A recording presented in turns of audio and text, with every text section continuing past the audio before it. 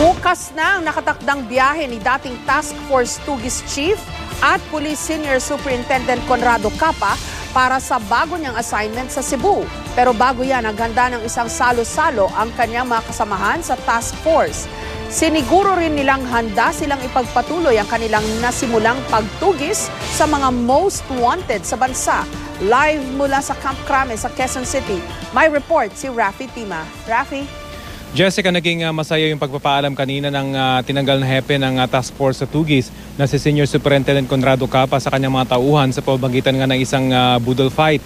Nakatakda na nga lumipad bukas ng hapon patungong Cebu si Capa kung saan siya inilipat bilang Deputy Regional Director for Operations ng Region 7. Sinimulan ng hakutin ni Senior Superintendent Conrado Capa ang kanyang mga gamit. Lilipat na kasi siya sa Cebu bilang Deputy Regional Director for Operations ng Region 7. Plano naman daw talaga niyang sumunod sa utos na lumipat kung hindi lang dahil sa anyay maling paliwanag ng PNP na hakbang tungo sa promotion ng kanyang pag-alis sa Task Force Tugis. Paniwala ni Capa, kaya na ng kanyang mga tauhan na ipagpatuloy ang kanilang nasimulan. There's no break in our manhunt. Bukas, deploy na naman yan. I can say that I was able to inspire my men to work that resulted to Delphin's arrest. So, challenge them, then inspire them, and support them. So I think that's the formula. Bukod kay Lee, nasa kainitan din daw kasi sila ng manhunt para sa natitira pang 4 sa 5 high-profile most wanted ng PNP. May isang araw na malapit ng matunton, pero hindi pa raw pwedeng pangalanan. At kung ang PNP, tila hindi raw binigyang halaga ang nagawa ng Task Force Tugis na nakaaresto kay Lee, ang Volunteers Against Crime and Corruption may parangal daw para sa kanya at kanyang mga tauhan. Tentatively scheduled on Monday. So, of course, every chance na people recognize you, it somehow overcomes all your negative emotions. Mas masarap ng mga ganyan eh. Diba? So, it's a good thing.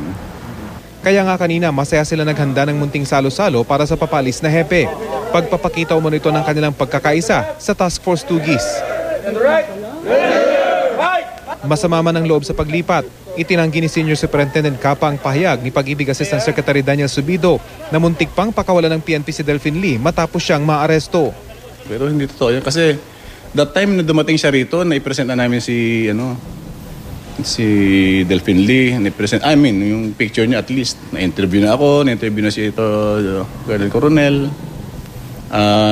Tapos na yung booking.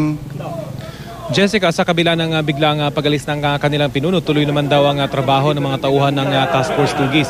Bagamat wala pang pinapangalan ng kapalit kay Capa, ito'y lalo pat mula nang maaresto si Delphin Lee ay dumami na raw yung nagbibigay ng impormasyon sa kanila tungkol sa posibleng kinaroroonan ng natitira pang 4 na high-profile most wanted ng PNP. Jessica? So Rafi, tapos na ba ang kontrobersyang ito? Ganyang tanggap na ni Capa na siya'y ididestino sa Cebu at tinanggal sa dati niyang pwesto despite his accomplishment? Well, in so far as Capa is concerned, ay tanggap na raw talaga niya yung kanyang naging desisyon ng PNP na dalhin siya sa Cebu. Talagang in the first place naman daw, Jessica, itanggap niya yon kahit nung una talagang umalma lamang siya doon sa dahilan ng paglilipat sa kanya na sabi niya ay hindi tama na ito'y kaagad-agad na promotion para sa kanya, Jessica. Okay, so kumusta naman ang moral ng mga tao niya? Nakausap natin yung ilan kanina, ayaw nilang humarap sa camera, Jessica, pero ayon sa kanila ay nung una ay bumaba yung kanilang moral dahil hepe nga nila itong tinanggal mula sa Task Force Tugis, gayong kainitan ng paghahabol nila doon sa 4 na natitira pa. At kumbaga may momentum na nga sa kanila, pero ayon sa kanila, sinabi rin sa kanila nitong si Capa na ipagpatuloy yung kanilang trabaho. Ngayon at meron ng napuhunan, kumbaga ay meron na silang nahuli nitong si Delphin Lee, ipagpatuloy raw lang yung kanilang trabaho. So hinihintay na lamang nila, Jessica, kung sino yung papalit dito kay Capa, pero tuloy daw yung kanilang pagtatrabaho. Okay, moving forward, kung may leksyon mang napulot ang PNP at yung iba't ibang mga unit nito dito kay nangyari kay Delphin Lee at kay Capa, no?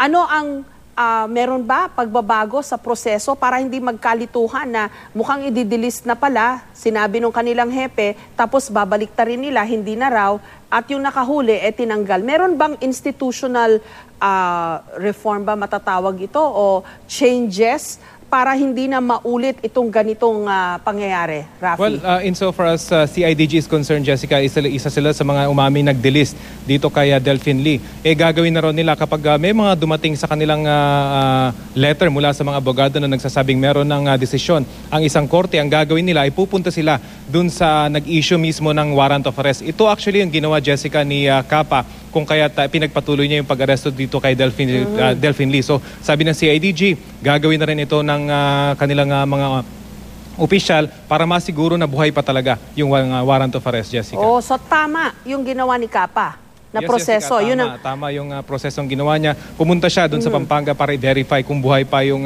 warrant of arrest at sinabi ng judge, buhay pa. So itinuloy niya yung pag-aresto, Jessica. Oh, okay. So tama, therefore yun ang i-adapt nilang proseso in the future. Yes, Jessica. In fact, CIDG is concerned. Hindi pa natin nalalaman yung saloobin naman dito ng PNP spokesperson. Pero yung CIDG, sabi nila, yun ang kanilang gagawin para hindi na magkamali. Hindi na sila magtitiwala, kumbaga, doon sa mga lawyer na nagsasabing meron na mga pirmadong dokumento na nagsasabing wala na yung quash na, yung warrant of arrest. Kailangan puntahan nila yung source ng warrant na siya lamang may power para mag-quash ng ganitong mga dokumento, Jessica. Maraming salamat sa iyo, Rafi Tima.